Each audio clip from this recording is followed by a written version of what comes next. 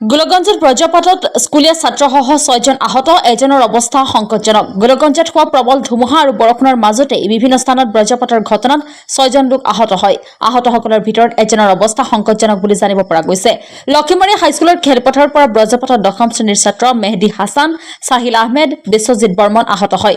বজ্ৰপাতত আহত বালাবাৰী গাঁৱৰ গোপাল বৰ্মনক উন্নত চিকিৎসাৰ বাবে ধুবুৰী চিকিৎসা মহাবিদ্যালয়লৈ প্ৰেৰণ।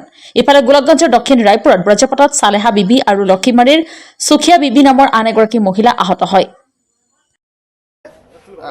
আমাৰ মানে স্কুলত টিফিন দিয়াৰ পিছত ল'ৰা ছোৱালীবিলাক বাহিৰত গৈছিল। 4-5জন ল'ৰা মানে এটা গছৰ তলত মানে হাত দি থিয় হৈ আছিল।